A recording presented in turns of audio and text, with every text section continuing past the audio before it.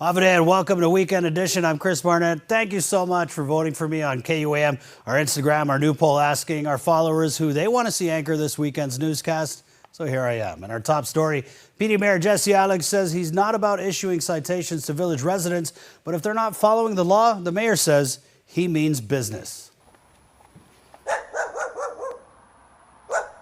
PD Mayor Jesse Alex made headlines for being the only village mayor to issue a citation to a resident in recent memory.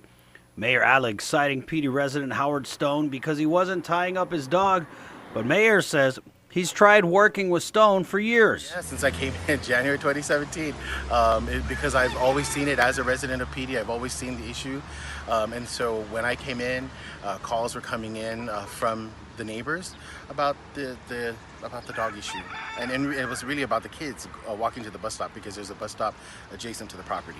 Alex handed Stone a citation, and the case was making its way through the court system. The mayor says Stone had asked the court if he could enter into a payment plan for the $1,200 fine, but the case was dismissed when Mayor Alex didn't appear for the hearing. Plot twist, the mayor says he was told by court reps he didn't have to be at the hearing. If I did have to appear, I really would have been there.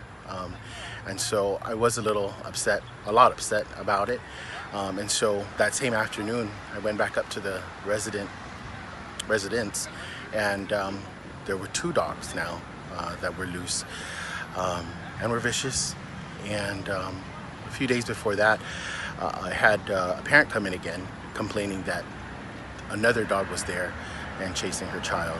And so I issued another set of citations that same day. Mayor Alex citing Stone again, this time for 6 violations, including dog running at large, public nuisance, immediate menace, and pet owner's negligence.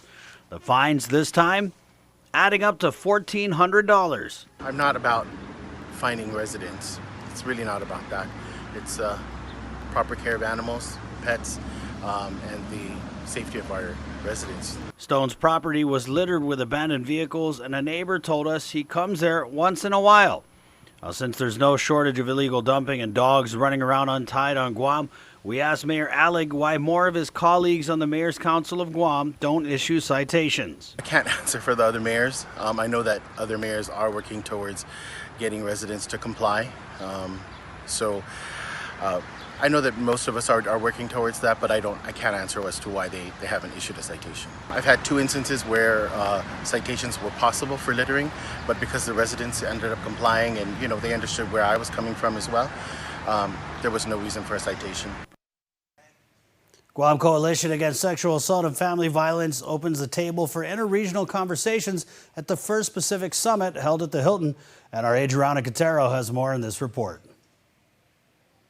It's more of what's not reported that's concerning, says Cynthia Cabot, the executive director for the Guam Coalition Against Sexual Assault and Family Violence. We have like 2 cases here and 3 cases there, but for the most part, we also know that people continue to suffer because it's not being reported. Due to the underreporting of such acts of violence, the coalition held a Pacific Region Summit for the first time with neighboring islands. Representatives from America Samoa, the Federated States of Micronesia, Chuuk, Ponape, Marshall Islands, Palau, and the Commonwealth of the Northern Mariana Islands participated in the 3-day event. We recognize that this is an issue, sexual assault, domestic violence, and human trafficking, that actually affects the region. And so our people are rather transient. We go from island to island as we've done historically. And so with this, it's more like it's a sharing of the information, what's going on our respective islands, and then looking at how we can collectively address this as a coordinated regional response to ending the violence. The goal is to share resources, provide necessary training, and designate programs to all the agencies.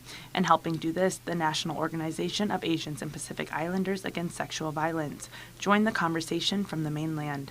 Mira Yusuf is a staff member with the national organization that visited from Iowa. Yusuf said a lot of the issues and a lot of the solutions are within the region's culture, stating that there are similarities between all the islands. I'm really impressed that the Guam Coalition had organized this summit, because I think it is crucial that there is interregional conversation, because I think there is a tendency for islanders, specifically like Guam or even Hawaii or even American Samoa, who are U.S. territories, to look at the continental U.S. as a place to find solutions, but in reality, I think the solutions are already within the islands. The interregional conversations at the summit are just the start to the end of sexual assault and domestic violence in the islands. For those that want further assistance and information, visit PacificRegionResources.com. Reporting for Guam's News Network, I'm Adriana Cotero. Unacceptable. That's what Lieutenant Governor Josh Tenorio is saying about the Trump administration's ban on openly transgender troops in an interview with the Washington Blade. The Blade is America's LGBT news source, according to its website. And the Lieutenant Governor, in a quote, says, "I especially get offended and protective of them because they have volunteered to place their lives on the line for freedom, and they are not going to be protected by our country. It's unacceptable." That's Lieutenant Governor Tenorio. The first openly gay lieutenant governor in all of America also chimed in on the impeachment proceedings against President Trump, saying he supports the process launched against the president. The lieutenant governor also touched on Guam's political status, saying the United States is not supposed to have colonies and they don't know how to handle it. The article is posted on WashingtonBlade.com.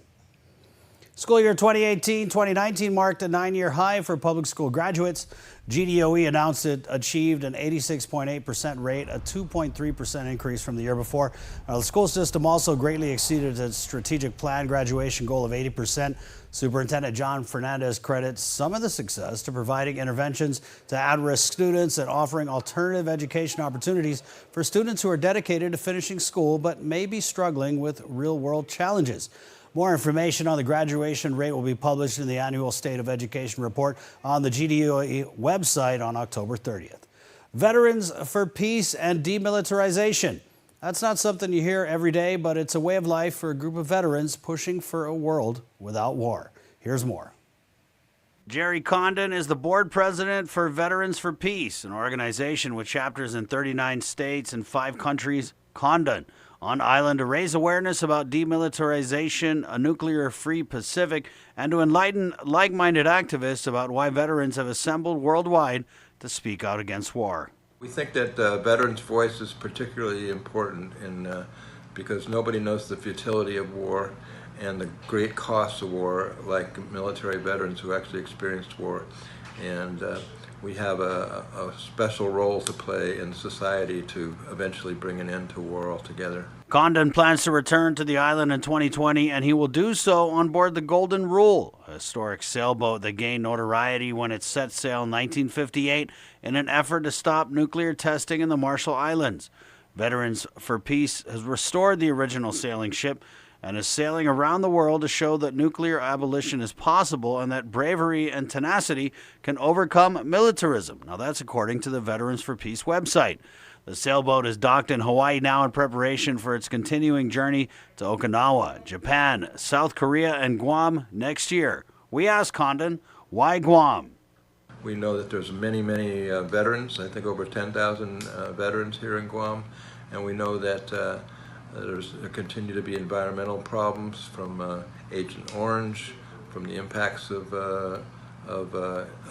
nuclear bombing in the past, and the impacts of militarization and war preparations today. Condon is recognized worldwide for his peace activism, and he was arrested in Venezuela in May of this year after he gave food to protesters occupying the U.S. Embassy there. He says he's networked with regional activists and was drawn to the area because of the high cost of military training and testing here. People throughout the Pacific, including here in Guam, continue to suffer high rates of cancer and other impacts from those bomb tests in the Marshall Islands at that time. Condon was a Vietnam War-era veteran who resisted his orders as a Special Forces medic and went AWOL, hiding out in Europe and Canada before eventually returning to the U.S. when draft and war resistors were given asylum in 1975. His group was formed in 1985 and has since been recognized by the United Nations as a non-governmental organization. Now, according to the American Civil Liberties Union, VFP was one of several peace groups targeted by FBI monitoring and infiltration. Condon says while the group has more than 3 decades of experience in protesting war and militarization around the globe, every trip it takes, including the one here, is still a learning experience. We bring our own message of peace and demilitarization, but more importantly, we're learning what's going on the islands. We're meeting a lot of wonderful people on the islands and trying to share that information with people back in the United States. Improving fisheries resiliency and soil conservation are 2 key environmental issues that will be addressed through new research by a pair of UOG professors. Peter Hook of the Marine Lab and Uliwal Kumar Patil will share $67,000 in funding from the University Sea Grant program. Hook says his focus will be on landslides and erosion that damage our coral reefs. And so one thing that we've been noticing with all of our data collection over the years is the decline in several species of coral reef fisheries. And so what our project aims to do here is to bring data and bring the region kind of together. So we want to look at this situation for several regions all together and see if we can come up with some management policies that make sense for everybody. Civil engineering professor Patil will examine the effectiveness of vegetation cover along slopes to improve soil conservation and prevent land-based pollution of watersheds. Well, stay tuned. Next on Weekend Edition, we have trend spotting, and still to come, the Guam Crime Stoppers report.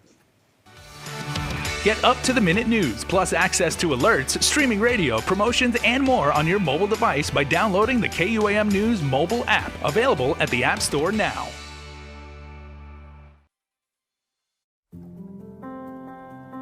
Matson is in this community. We've been in this community for decades. We're going to be in this community for decades to come.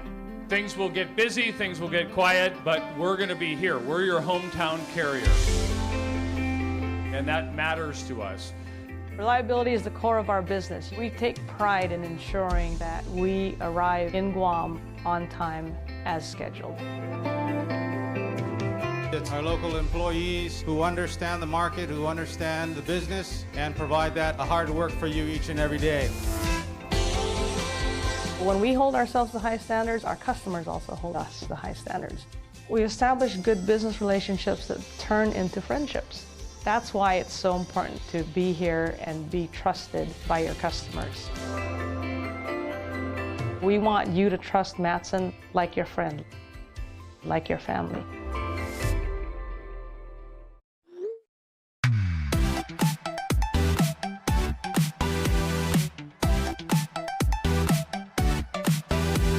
Half the day, I'm in the club.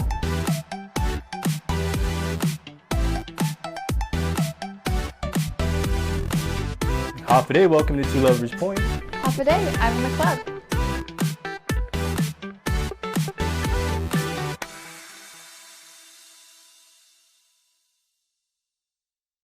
Half a day, hungry drivers. Are you spending more time on the road? Shell has teamed up with Wendy's so you can buy fuel and eat free. Just fuel up 7 gallons at any Shell station and get a coupon for a Wendy's cheeseburger or chicken nuggets. Or use 2 coupons to redeem a Wendy's cheeseburger meal with fries and a drink. Fuel up at Shell today because this deal won't last long. Quality service, fuel and food from Shell and Wendy's.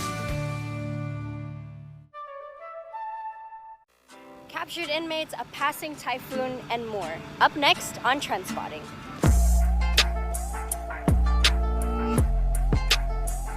Half it everyone, I'm Cami Aguirola, and welcome back to another episode of Trend Spotting. Here are the topics that had you talking this week, starting with Congressman Mike Nicholas commenting on Governor Lou Leon Guerrero.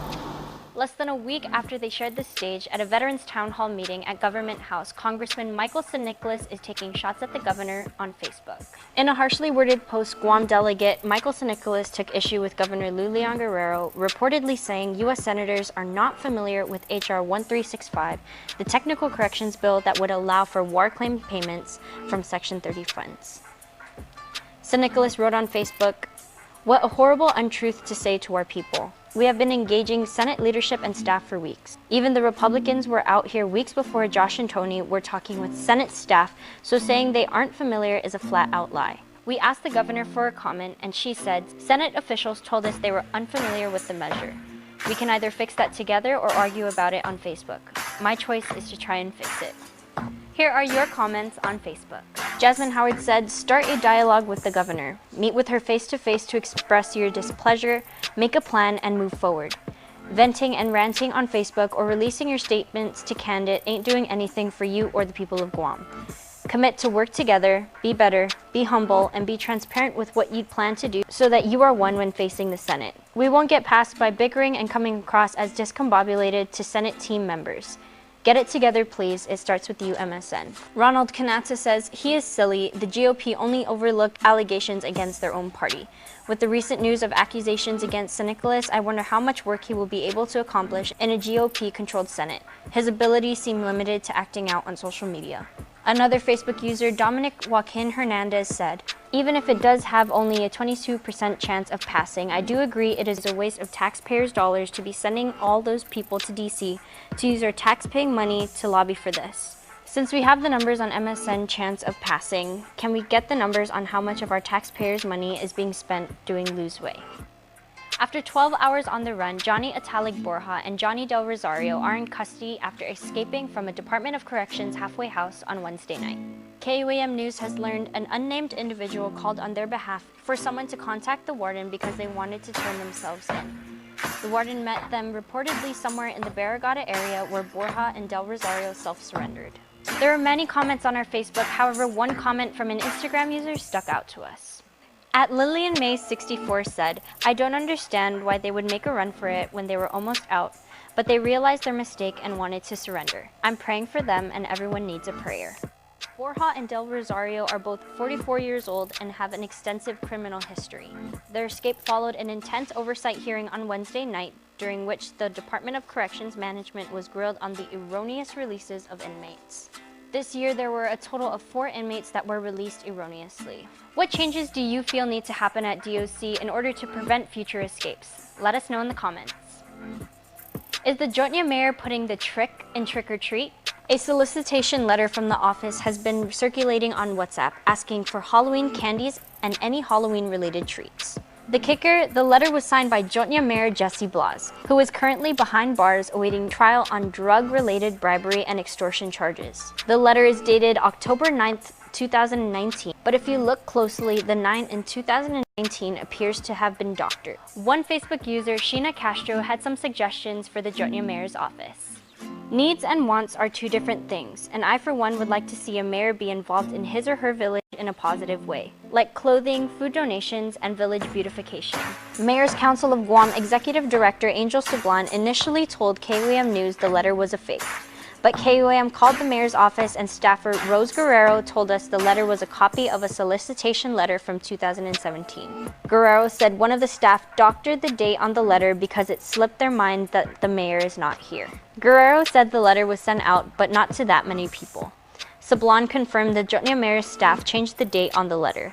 One of the employees did it, Sablan said. She was asked to prepare a letter and apparently they just took one from a previous year, changed the date, and sent it out. I told them to retract the letters.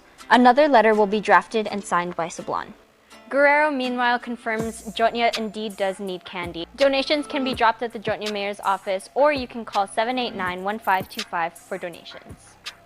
This past week, the National Weather Service issued a storm warning for Guam. Super Typhoon Hagibis made its closest point of approach to Guam late Monday night and early Tuesday morning. As of Tuesday, Governor Lulian Guerrero restored Guam back in condition of readiness 4. According to the National Weather Service, Super Typhoon Hagibis has moved away from the Marianas and toward Japan. Core 4 means that damaging winds are no longer expected. The Super Typhoon could make landfall on Japan as early as Saturday. How would you rate the administration's handling of Super Typhoon Hagibis? Let us know in our KUAM News IG story today.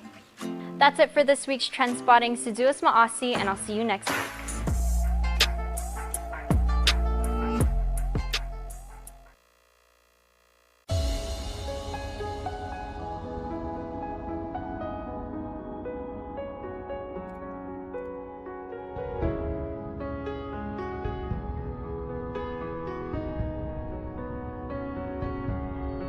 It is the spirit within us, our soul, our essence that drives us to seek a better way, to create beauty and enrich the senses, to inspire fulfilling lives, to be at one with our earth and protect those who we love.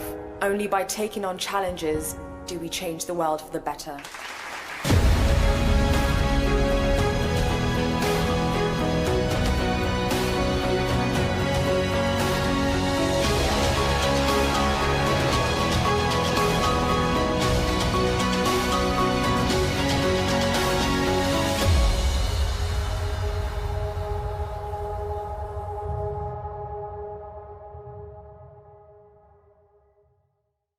Guam's auto appearance specialist, Elegant Reflections, has been providing the automotive industry with professional detailing and car care products at its highest quality, from complete detailing, full interior detailing, exterior detailing, headlamp restoration, hand washing, seat and carpet shampoo, engine degreasing, undercarriage cleaning, paint sealant, fabric protection, paint oxidation removal, and so much more. Visit us at our new location. Call 646-5555 for an appointment. Elegant Reflections, Guam's auto appearance specialist. Over 20 years of experience. Off day, my name is Jonathan Jose, and I am the co-owner of Opaque. Opaque is a local clothing streetwear brand inspired by our culture and our lifestyle. Our main mission is to be who we are, and it's more of like, this is our culture, take it or leave it, because this is who we are. We're not going to try to pretend to be anyone else. The Hafa Pledge is like the essence of Guam culture. The people of Guam are just naturally hospitable, so it's just more of like a reminder, reinforcement, to the youth of Guam. It's like, this is who we are. Don't forget your roots. We're a giving people and a welcoming people. Having that local pride is definitely a Guam thing. I mean, in a world of 7 billion, like, we're pretty unique. To share that with the world is even more special, to be able to share your experiences and share your pride with the rest of the world.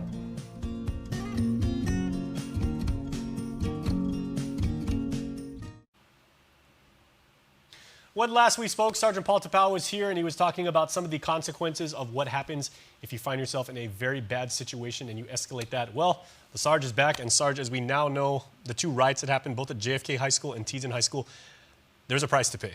Absolutely. And this one's steep. Yep. I mean, 13 students have been actually expelled from their respective schools. And, when you look at the root of everything, it was really, yes, alcohol was a factor, as it was reported, but it really boiled down to the decision-making skills. And we talk about this all the time, about becoming better decision makers and understanding what consequences is. And it's really ironic how we're going to use this now and to bring home the message of consequences. And there you have it in real life. One student got arrested, was actually an adult who was attending a high school, was placed behind bars at DOC. And there's other cases that are going to have to go to adjudication. So, these are some of the things in which we showcase when we talk about decision-making skills, is the consequences. No more of this make-believe that this can't happen, this will happen. This did happen. Now it's on the books, and that's part of Guam history. And the way Guam is, everybody knows each other. Invariably, one of those that was expelled from school is going to be connected to somebody, and they're going to be used as a test case for years after. Right now, they're going to say, don't get in trouble, because look what happened to those 13 kids. And it's unfortunate that we're going to have to resort to that. But, very much so. It sets precedence now for the students to understand that, I think it's time that, that the consequences be laid out. And it has to come down from both the, and this is only the school administration part. Now you got to look into the criminal aspect. And this paints a bigger picture now for students to realize now the importance of and understanding the substance in which we come out. And we talked to them about decision-making skills. We just did that special with, the live segment with Antolon Middle School. And, we were talking about sending the message to Red Ribbon and being better decision makers. And really, this is where we want to graduate those kids from that level up to high school, because we're really preparing them. And we talked about it with John Fernandez, the superintendent, with one of our live streams about preparation for the real world. And this is a prime example. And putting it now into perspective about your actions and your decision to do what you're going to do and the actions that's going to happen. Here are the consequences that laid out for you. And to be fair for everybody watching right now, because you and I know John Fernandez very, very well, he is a massive superstar on Twitter, and everybody knows he really cares about the kids. He stressed over and over when we did that live stream with him in his office at DOE headquarters that expulsion is absolutely the last result. You try and exhaust every other option before you do expulsion, because that really is like a very strong penalty. And you got to applaud them. You got to applaud, the superintendent and, of course, his administrators, because he is thinking of the general population of the school, the safety.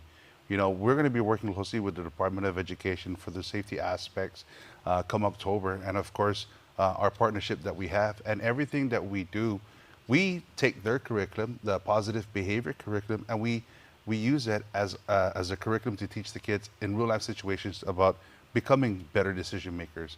And what they have to look at, the full totality of everything, is the general safety for the entire student population. So, it doesn't end there. And I'm talking now about the criminal element.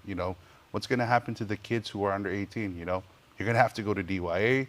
You're facing the expulsion. You have nowhere to turn to and everything. And this is the grim reality of what can happen. That's going to follow you every time you apply for a job. Once you hit maturity, it's going to definitely affect you if you want to go into the military and stuff like that. Yeah, it's a very harsh penalty. And it's been reported. So we do know that alcohol played a factor in this. And I guess the irony to this is that October is Red Ribbon Month.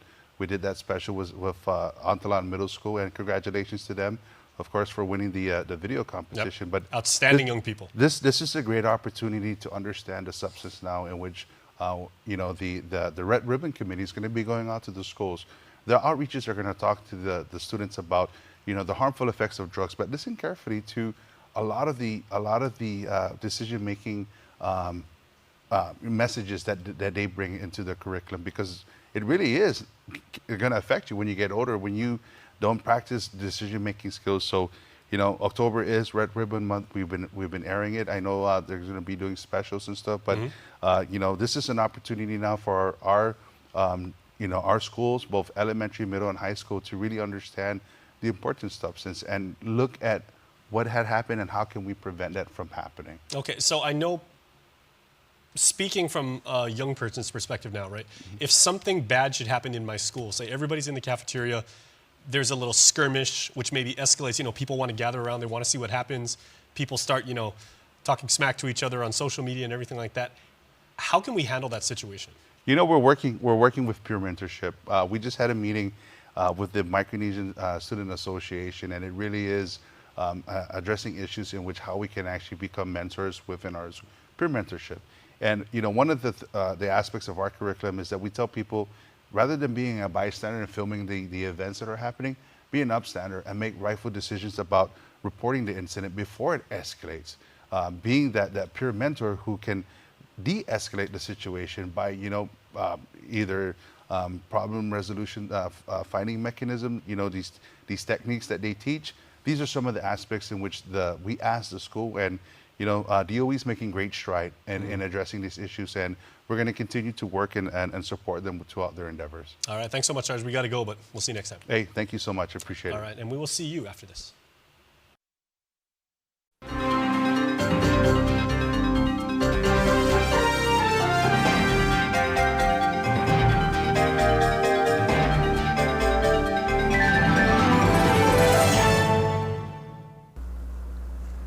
Advances in technique and medications used to prevent dental pain have shattered the myth that a dental visit is something to fear. Even the dreaded root canal or wisdom tooth extraction. Swabbing or spraying a topical numbing agent on before the injection, and using different techniques and anesthetics can create a relatively comfortable or pain-free injection. Injections are often the most feared procedure. Some patients don't like the sounds or the vibrations of decay removal.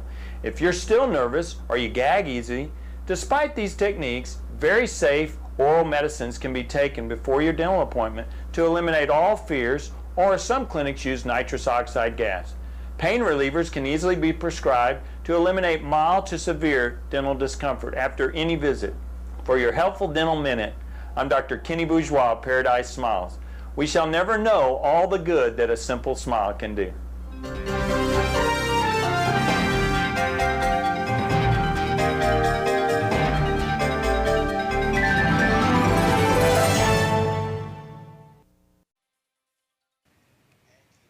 And before we close out the news tonight, you know the deal, our latest round of weekend birthday shout-outs from the Cold Stone Creamery Birthday Club.